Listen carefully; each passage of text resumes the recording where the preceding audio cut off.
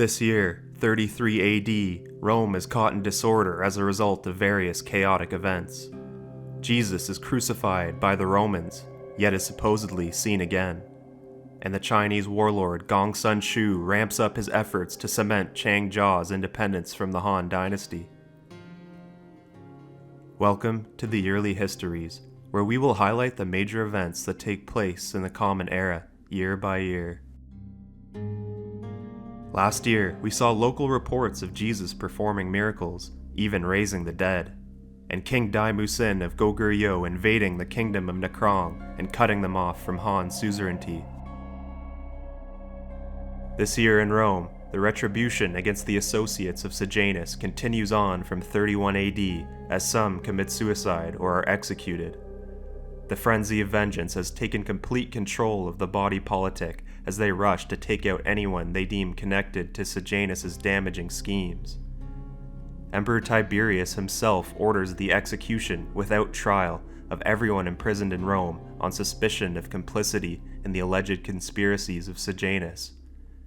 Quote, "There grew up a frenzied passion for bringing accusations, which increased till it became almost universal, and proved to be more destructive to citizens than any civil war," unquote, observed the Stoic philosopher Seneca.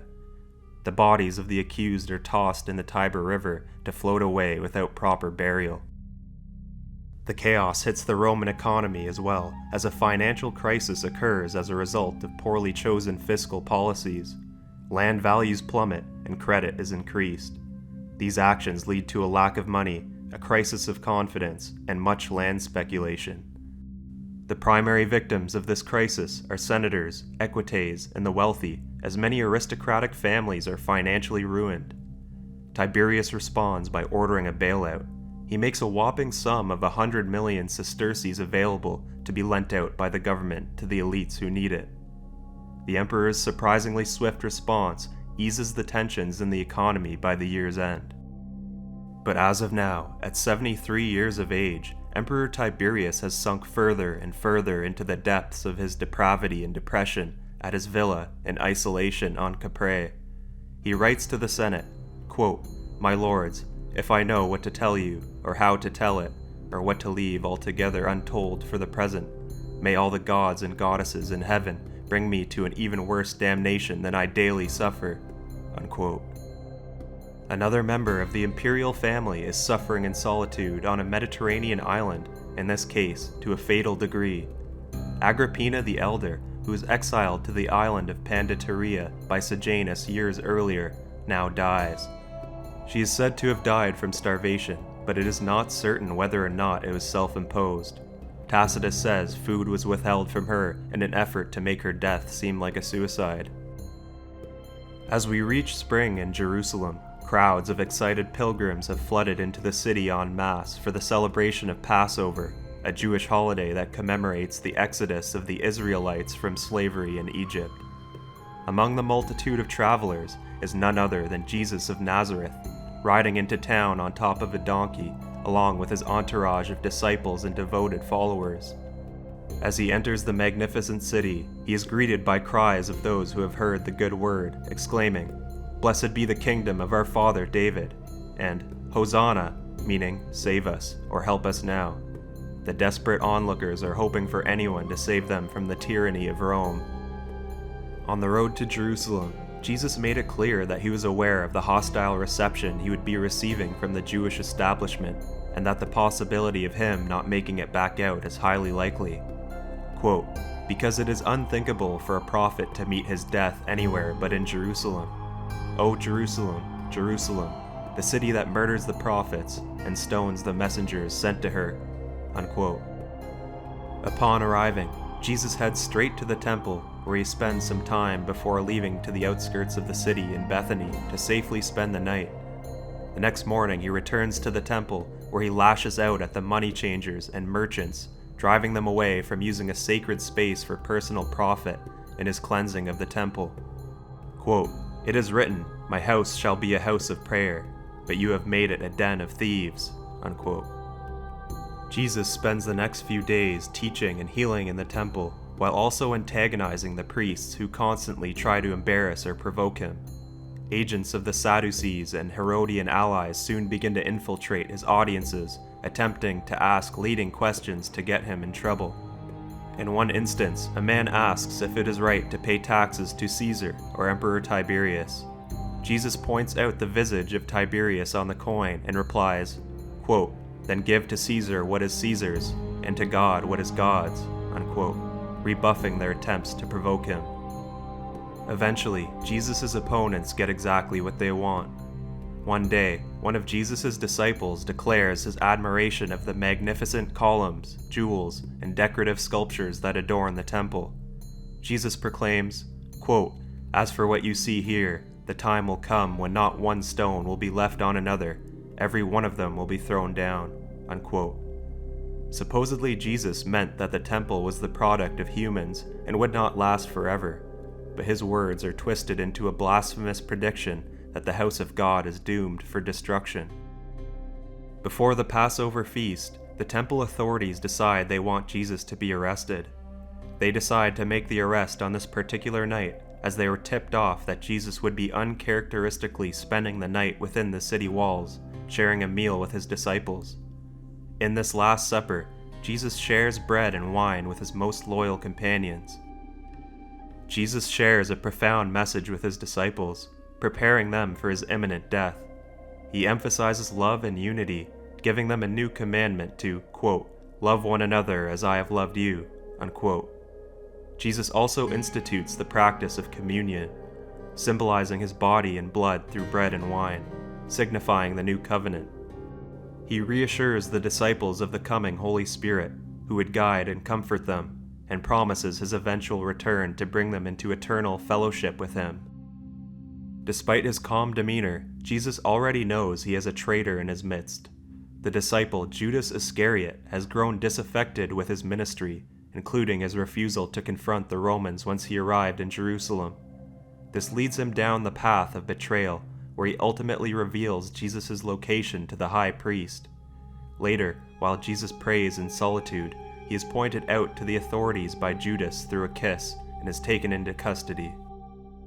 Jesus is taken to the house of the high priest Caiaphas, who had assembled a session of the Sanhedrin, a Jewish judicial and administrative body, and interrogates him during a trial. Jesus remains silent for the first portion of the proceedings, but eventually Caiaphas backs him into a corner where he does not deny being the Son of God. The Sanhedrin passes Jesus along to the higher authority, Pontius Pilate, stating that Jesus had claimed to be the king of the Jews, and had been causing disaffection among the populace in Judea, along with opposing the payment of taxes to the emperor, which was untrue. While these events were unfolding, Peter is supposedly recognized and accused of being a follower of Jesus 3 times, rejecting the notion each time, an act that fills him with intense guilt and shame. In a bid to embarrass the Sanhedrin, Pontius Pilate sends Jesus back into their custody, suggesting the Jews need to settle their own theological disputes. The Sanhedrin angrily responds, reminding the prefect of Judea that any man who claims to be a king is defying the emperor, and they threaten to appeal straight to Tiberius. Pilate knows that Emperor Tiberius values order above all else and changes course, agreeing to take Jesus into his custody and personally interrogates him at the headquarters in Jerusalem. After some time where Pilate's questions get him nowhere, he has the bright idea to hand this Galilean over to Herod Antipas, who had come to Jerusalem to observe Passover. However, Herod has already learned his lesson about ordering the execution of religious leaders when he felt the backlash after his role in the death of John the Baptist 3 years earlier. In response, Pilate pretends he is prepared to let Jesus go free after nothing more than a severe flogging. The High Council passionately objects. Knowing his options are limited, Pontius Pilate sentences Jesus of Nazareth to death, and on Friday morning he is led up to Golgotha, a customary place of execution outside the city.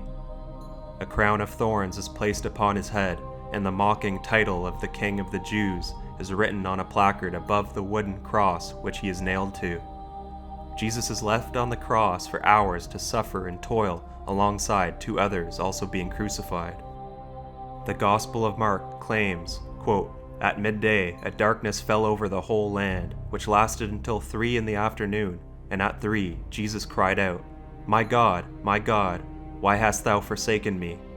Some of the bystanders, on hearing this, said, "Listen, he is calling Elijah." A man ran and soaked a sponge in sour wine and held it to his lips on the end of a cane. "Let us see," he said, "if Elijah will come to take him down." Then Jesus gave a loud cry and died. Unquote. The disciples of Jesus have already fled by this time, fearing they would also be arrested. One of Jesus' wealthy supporters, Joseph of Arimathea, arranges for the body to be buried in a grave intended for a member of Joseph's family. They place Jesus' withered body in the tomb and seal the entrance with a large boulder.